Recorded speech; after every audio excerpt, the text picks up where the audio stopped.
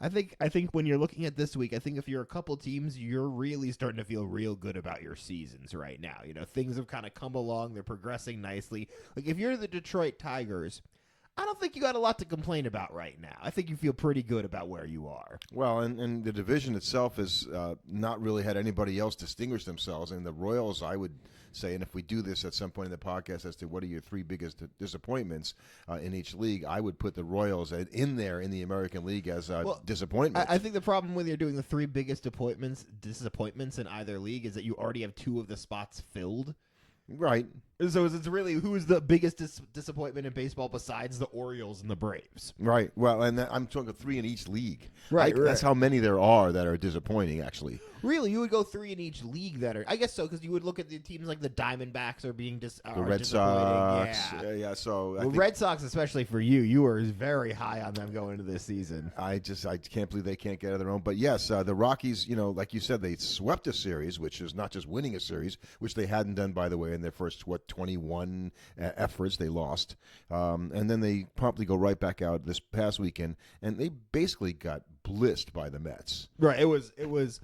Great series if you're the Mets. You feel really good about it. You cleaned up, you took care of business, and now you're returning home to play the lowly Washington Nationals. And you're like, oh, yeah, we can keep the good times rolling, hopefully. So we'll go into a full Met detail as part of this episode after we do our This Week in Baseball segment. Right, and it feels bad to call them the lowly Nationals because up until recently, they've been playing really well, and just it's only been kind of a recent thing for them where they've just been not able to hit the baseball. Well, and that's it. They still have, Mackenzie Gore's had a great year for them, and all the trade pieces almost that they brought in from the Juan Soto deal are starting to pay dividends. James Wood has had a terrific season for the Nationals, and he's one of the better players, and they haven't gotten anything out of Dylan Cruz at this point. So, yeah, the Nationals, we keep saying they're pesky. They're only, 4 or 5 they're ahead of the Braves. They're ahead of the Braves by not one game. They're up 3 games on the Braves, so it's a noticeable lead that they're starting to open up. The Braves are 10 games under 500. Yeah. The Braves are not only in trouble, but what they have to do to get back in the wild card race. Because if you look at it from the standpoint of, and we'll talk about this more when we get into our Mets stuff, the Mets have a far enough lead now at 42 and 28 that if the Mets go 500 the rest of the way, 48 and 48, they'll win 90 games.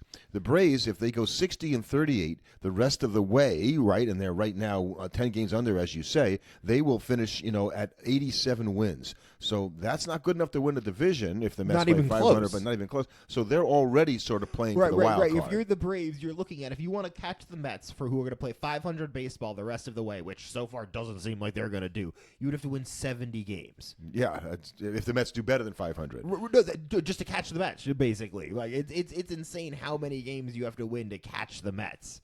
Right. So, and you have another team in that division with the Mets and the Philadelphia Phillies, who came off a sweep this past weekend to the Pirates, of all things. So they're sort of 1-9, not sort of, but they're 1-9 in their last 10. And what was a comfortable 3-game lead is now a 4.5-game deficit. And now you got Bryce Harper heading to the DL for 10 games, which you never like that, seeing him on the, hurt for a couple. Because it's especially when it's an injury on your elbow due to getting hit, that's the kind of thing that can linger and mess up a guy's swing for a little bit. It might, he might be back in 10 days, but he might not be back for a couple weeks. And wasn't he hitting the hand or the thumb before that? Right. He was out, so, it's people have been throwing that. And by the way, the Phillies get hit a lot, but nobody gets more than the Mets, by the way, who still lead the league in being hit by pitch for the past 3 or 4 years. So there's something about the way the players probably are. They like to crowd the plate. Hogging the plate, I guess, at that point. So, yeah, I think, you mentioned interesting week in baseball, and a team that I think is also a disappointment. And if you mentioned the D-backs, if I'm not mistaken, when you started. Right, I think they would be a team most people would classify as disappointing, given that they're 3 games under 500, and I picked them too. Right, and there's now enough of an open. The Giants have opened up a lead on them, which now it's okay, you're going to have to play like last year's Mets team to kind of get back into that race. Now the thing is getting back into that race at all is back into the race for the division. Right. That's the best they can hope for at that point. And so Right. I think the Giants, they walked off the Braves in 2 straight games this weekend, which the Braves really couldn't afford to do. And I don't know what the result of today's game. They held on to win again, so they swept the Braves, did the Giants. So the Braves are in real trouble. And the Giants, I'm not ready to pronounce them. I don't know why I don't believe in them, because they keep finding ways to do it. But tough division to win, and their run differential isn't necessarily all that exciting either. It's better than the Padres run differential. That is true. Actually, that is true. I think when you look at teams, we kind of talking about who are your disappointments this season. I think it's relative to the expectation. So I think if I'm going to pick my top 3, well, really I can kind of go 4 actually, just in terms of where in they all are. of baseball or in all of baseball. Okay. I can go with 4 off the top of my head right now, and I think these teams send kind of far and away my biggest disappointments: the Baltimore Orioles, the Texas Rangers. Yes. The Atlanta Braves, the Arizona Diamondbacks. And I might throw in right now, because I picked them, the Red Sox. Right. Those are all more egregious teams to me because they were all playoff teams last year, I believe, except maybe with the exception of the Diamondbacks. And the Red Sox. I don't think the Red Sox, I don't think. But all of those teams, because it's tough for me to call the Royals a disappointment when they're hanging there 2 games above 500 right there with the Guardians and the Twins. So if I'm going to call the Royals a disappointment, given where I would looking at them in comparison to those 2 teams going into the season, I would have to also call them disappointments, which I don't think I would do. Yeah, at the same time, that division has got other decent teams. Minnesota's a decent team in that division. And so if you give the Tigers the division, now you're back to playing for the wild card. And are the Royals a serious wild card contender the way they're playing right now, the way they're constructed? I have my doubts. I think that's totally fine, but there's a difference between being disappointed in their performance and the team being a disappointment. I'm both when it comes to the Royals. I expected them to be better. So you expected them to be up there competing with Yes. the Tiger. Yes. Okay, wow, you had a better opinion of them. Yes, I thought they would be, maybe not win the division, but I thought they would be a far above 500 team. I thought the pitching that they've brought in over the past few years has really been good, and it has. I think it's interesting because you would say that it's hard for me to believe that given how much they got last year out of guys like Waka and Lugo, that you're going to get years like that again. And they're pitching pretty well. And they were an offensively challenged team that did nothing to address and there that. It is. Right. And there it is, right? Because you keep doing the same thing if you're the Royals, and you're just not. You're basically putting everything on Bobby Witt Jr.'s shoulders, and it seems to be weighing on him a little bit this year. Right. When the problem is when the other teams that you're gonna call your company and runs scored this season are the Pirates and the Rockies, that's not good company to have at all. Right. And you've got a Guardians team that despite us both questioning them sometimes, they manage to win more games than they lose. How about that? Right. They are sort of, to me, the opposite team of the Cincinnati Reds, where the Cincinnati Reds find ways to lose games, the Guardians find ways to win games, and the Guardians they'll lose some games big, but then they'll win some close games because they have really good pitching, and then they'll find ways to win a couple games they shouldn't, and that's why they're that little bit better right now. And we're talking about 2 games. Right. The Royals have won 34 games. The Twins have won 35 games. The Guardians have won 34 games. Right. This is going to be a dogfight, and the Tigers are far and away better than their over 40 wins. Right. The Tigers sort of have the Tigers basically have to guard against getting complacent. Right. Because they could, and that's some weeks ahead. Yeah. But that could totally happen to like an 80-win Tiger team that's kind of already run away with the division, where it's like, okay, now we're pacing ourselves for the postseason in like August. And then they got a nice game out of Flaherty today, who pitched well, and the Tigers won 4-0 against a good Cubs team. So you think that's a good win, good series win for the Tigers. And I think if Flaherty is, he hasn't been great, but he's been good. And he isn't being relied on to be obviously your number one. And they need to get Casey Mize back into things going. And Jackson Jobe is injured, but I think the Tigers have more pitching than I thought. I think that's what I'm really trying to say, and which is why I think they're going to be in it for the long haul. I think it's interesting because when you look at things like what are teams doing against the other teams that are above 500, it's kind of so hard to tell, because it's based off of where the teams are at 500 on the day we're talking about the statistics. So the Tigers are 25-19 against teams that are above 500. So, oh wow, you're really impressed with that. You're thinking that's amazing. But like, you could look at that statistic like 4 days from now, and it's a completely different statistic, because when you're in a team with a bunch of teams that are hovering right around 500, then they're going to constantly be fluctuating. Well, and that's true. If you would have said, okay, going to this weekend, who's better, the Phillies or the Pirates? Oh, we know the Phillies are a better team, and would you expect the Pirates to have swept them and all that? So it can happen depending on when you play the team. Is the point? But I think there is a reason to be concerned if you're a team like Philadelphia, who's 37-28, who doesn't play in a good division. So you're not playing a bunch of teams in your division that are all hovering right around 500. That might inflate that statistic a little bit. They're 14-17 against teams that are above 500.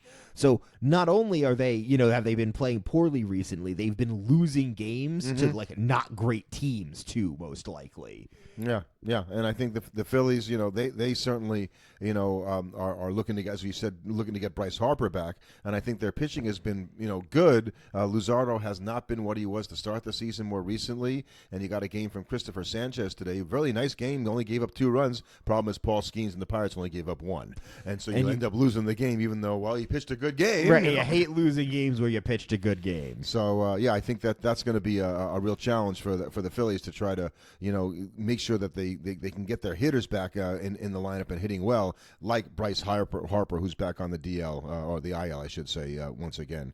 The Blue Jays also are props to them for having a great run here. Getting kind of back into it here in the AL East. So everybody, if you've got 34, 35 wins in the AL, you've got a lot of baseball, and so that is about the limit right where you are right now. If you're 500 or better, you're still in it. But the teams that are below, like I talked about the Braves before, you're going to have to do some pretty sexy things in order to get back into. Right. If you're the Athletics, if you're the Angels, you suddenly start having to just sustain this level of great play.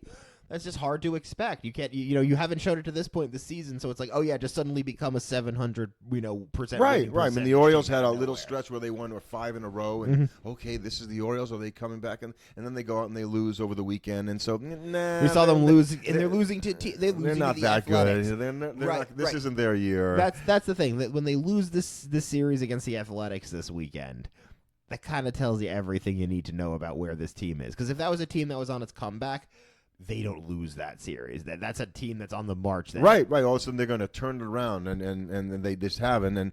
And the team that consistently just surprises me with their resourcefulness are the Rays. And they also have won 35 games this year, and playing most of their games at home because of the weather thing we talked about, in that ballpark. But they haven't been great, and they've actually been very good on the road, which is a good thing because they're going back on the road, and they're going to play more of their games on the road the rest of the season by a long way than their games at home. So if you would have said, do I think the Rays are going to make it? No, I thought the Rays were not going to make it this year. I thought they were going to, fall into the ocean. Their pitching's been really good. Yeah, really good. Yeah, and not with guys, that's sort of that is the Rays way. That is the Rays way. So yeah, I think there's a lot of teams in that sort of. We're a little over 500, and that's a mouthful. The Tampa Bay Ray way. Yes, and we also had Corbin Burns going down this week. The Baltimore Orioles feeling like, we dodged a bullet on that one. I was going to ask, does that exonerate them for not signing him to a? No, because you know what they offered him, by the way? So they offered him more than the Diamondbacks did on a per annum basis. He wanted to go to Arizona because he got sick, and he was from there. Right, and so you can't. That's why I don't necessarily fault the management of the Orioles that much, is because it was like they backed up, I think the highest. They gave him 4 years, $180 million, so $45 million a year, which is more than he's getting right now. Right. Over 6 years, and if he had this TJ, he'd have been lost for half the contract. Right, it would be terrible. Half the contract. You talk about $90 million. Right, and so when they went out and they tried to get Burns and they didn't sign him, it was like, okay, it wasn't like they had a pivot move this offseason. There was nobody else on the market that was as good as him. And so I'll get into this when we talk about the Mets. The way that David Stearns, and maybe this is a good transition point for us to do this. The way that David Stearns, does this with the Mets is he doesn't sign anybody to long-term contracts. Well, I think what you're seeing here, when you're seeing the elite teams in baseball as a pitcher, and how they approach specifically their pitchers, what you're seeing with the teams that are good year in, year out. Now, they might have guys on their team that are good starters, because I think the team that you're going to most model yourself after is the Dodgers. And the Dodgers go, okay, well, we don't want to spend X percentage of our payroll on one really good pitcher, because that's they did give Glasnow $125 million. Right, but what's more important to them is just the cavalcade of arms that they can present. Right. Because the issue is when you're a team like the Diamondbacks and you've got an X percentage pay, you've $300 million payroll for a season, and a sixth of it is tied up in Jordan Montgomery, and then he goes on the IL.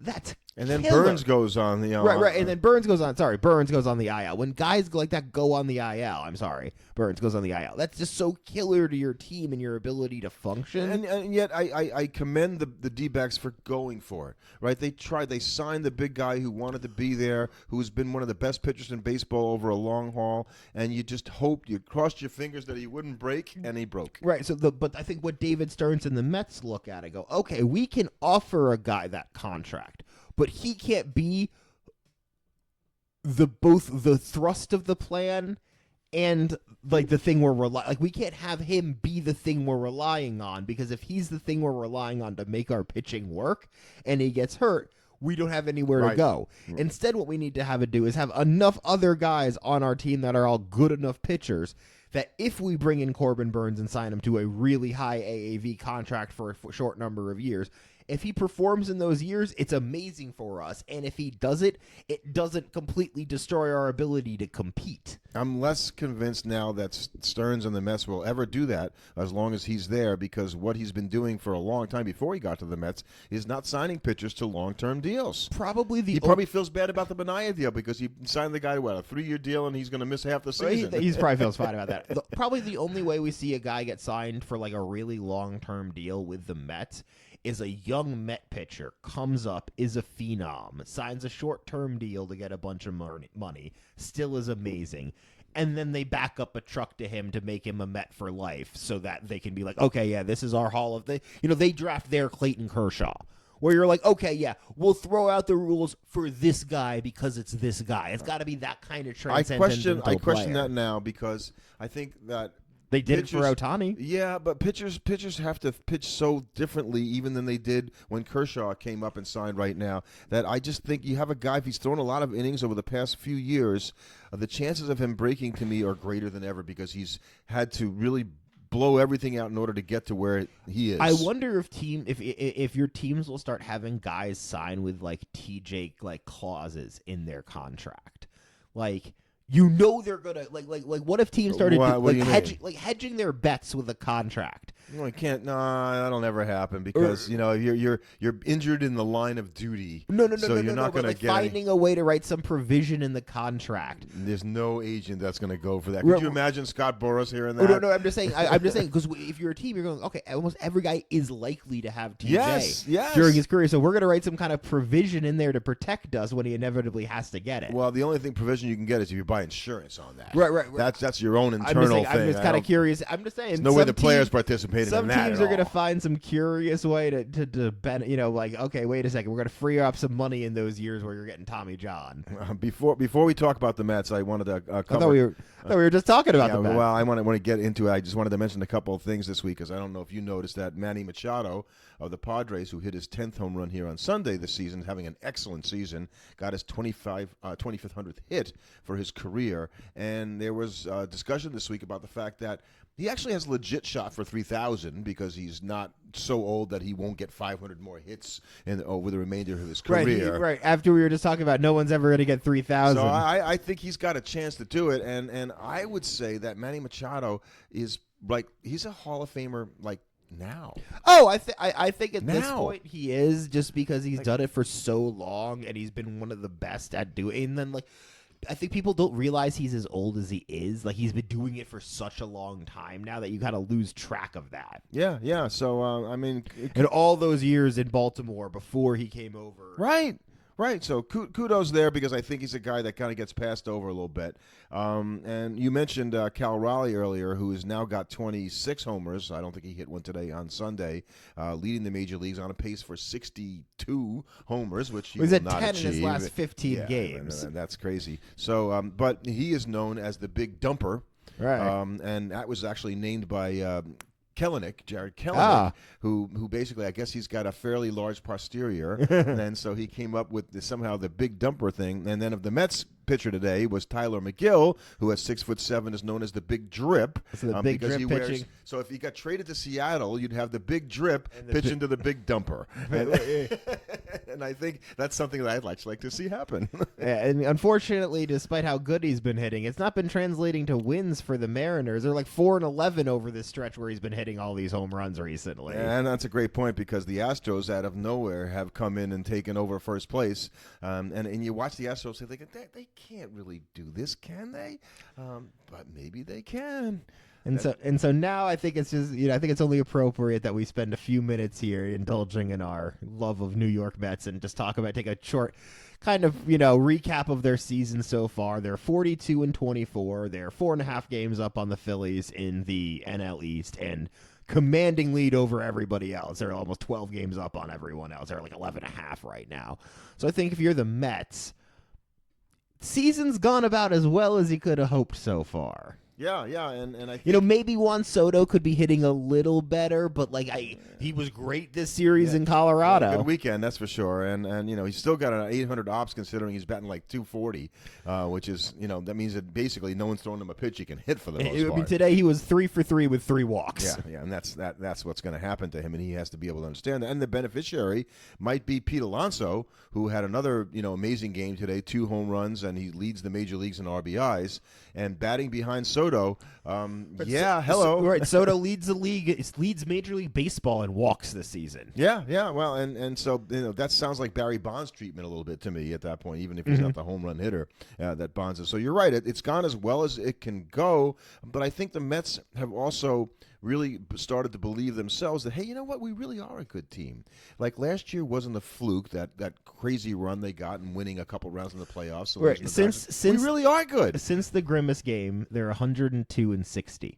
Yeah, that'd work. Yeah, that's right. Since Grimace graced us last season, they have won 100. They've been 102-60 over their last set of regular season games. So clearly, whatever they've got going on there is working. And if you look at the units, the lineup that what makes the Dodgers lineup go with Freeman, Betts, and Ohtani, the Mets kind of have the same thing with Lindor, Soto, and Alonso. They have their big 3. Right. I think the bullpen.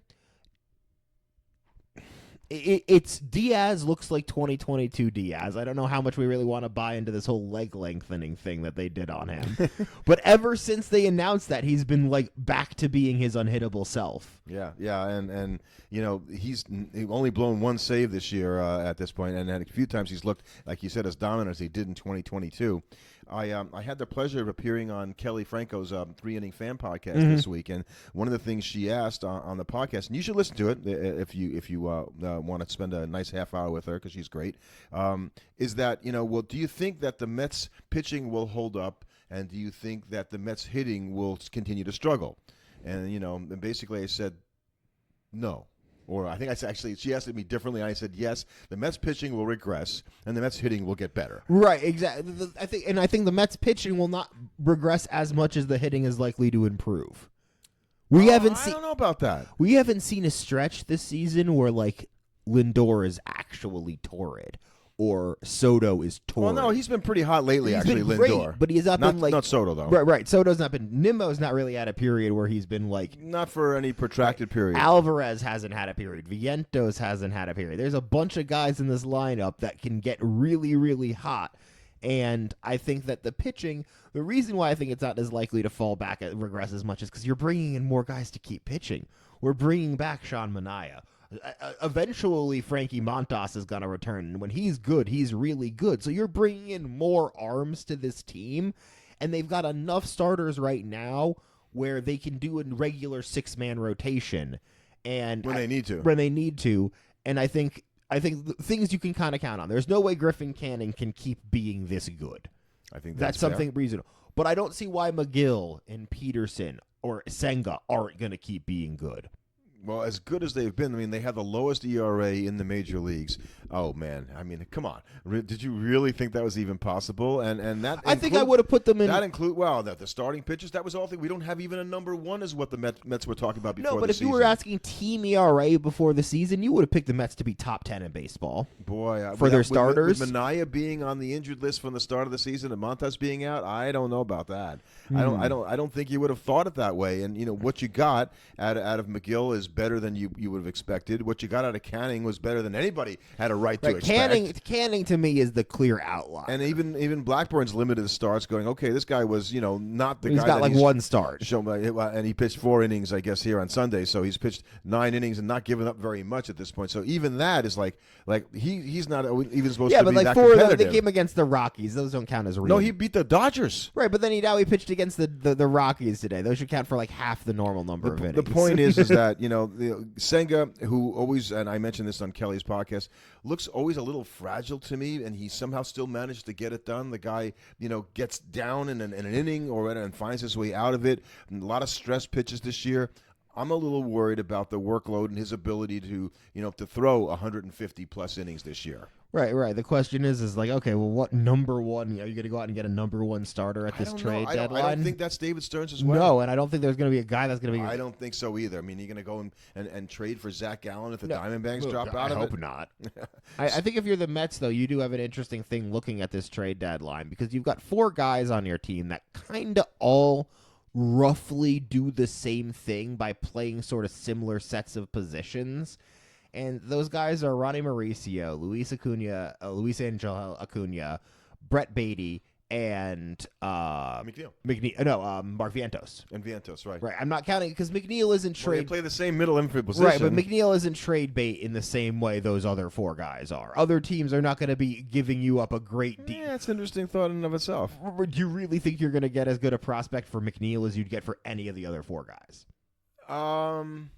Be realistic here. As good a prospect. A 34-year-old Jeff McNeil. Yeah, I think he, for the right team, he could be a good fit, given his position of versatility. You're going to get a better deal for him than any I think you might get a better deal than him right now than Vientos.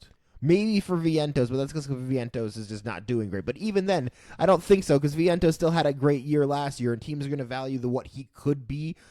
McNeil is only going to get worse. Theoretically. Because he's getting older, right. Is what you're saying. Vientos can still go back on a day where he had one of his best games of the whole season, by the way. Right, but I'm just saying you would value any of those 4 guys more than you'd value as an asset trading than McNeil. I've said this before about Vientos to begin with, and that is he's not a third baseman. The Mets don't want him to play third base. They are keeping him around in case they decide not to re-sign Pete Alonso after the season. Well, that's why it's the interesting thing for the Mets is that one of those 4 guys is going to move at this trading deadline. Well, and we're not even talking about another middle infielder who is up and coming through the organization, Jet Williams, who can play shortstop and second base and center field for that matter. That's the thing for the Mets is shortstop's still closed for another 5 years in New York. Right. And so you need to figure out your everyday third base issue. You need to figure out your everyday second base issue. You have the guys on your roster right now to do that. But the question is, which ones of those guys are you going to pick, and what are you going to do with the rest of them? Mauricio's a guy that they wanted to get a look at, and Vientos' injury allowed them to have that sort of view right now. And I'd say so far the reviews are mixed. He started out really poorly, has been obviously much better in Colorado over the weekend, so you have to take that with a grain of salt, including the 456-foot home run. Personally, to me, if you put a gun to my head right now and asked me to pick,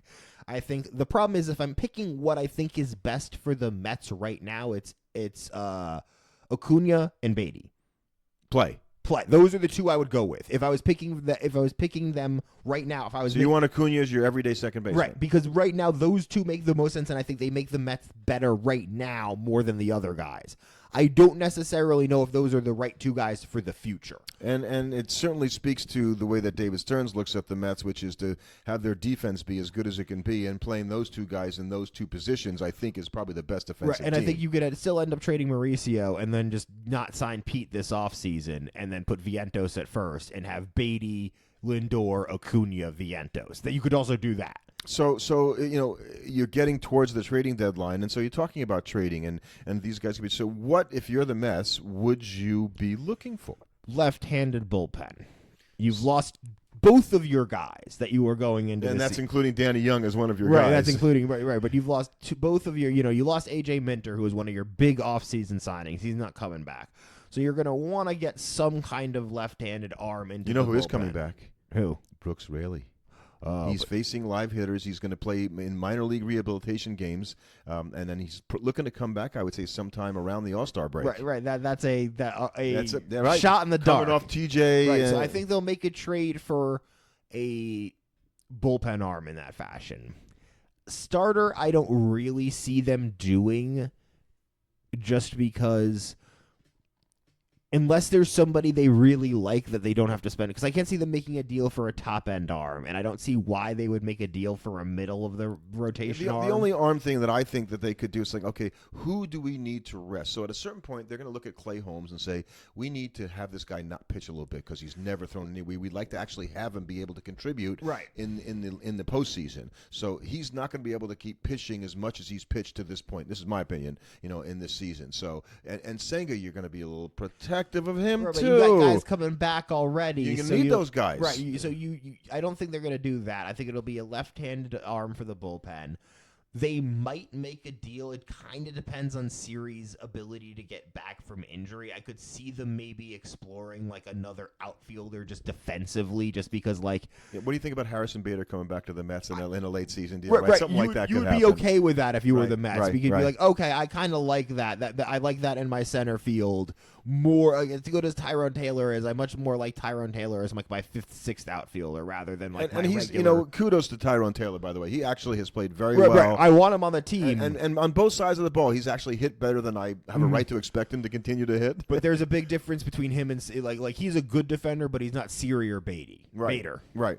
And so defensively, yeah. But he's been very good. And so I think it's cool that you're tinkering if you're the Mets because you have a lot of guys, you have a lot of assets. This is what the teams like the Mets get to do, and the Tigers, and the Cubs.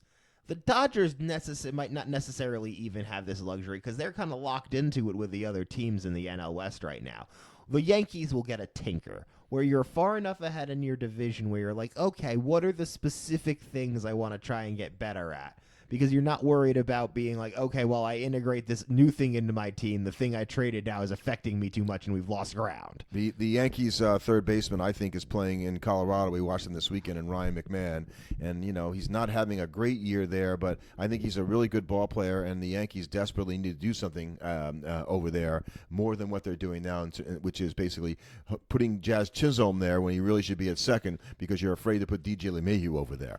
So I think that would make your team a lot better if Jazz is at second and McMahon is at third. I think so. The Yankees, and that would give you a very good defensive infield then. And they're a good defensive team to begin with. So I think the Mets, it's kind of fun to be in this position, to see, okay, do they do much or not much? I'm thinking they're not going to do that much, actually, because right now you don't want to mess with this because it's going pretty darn well.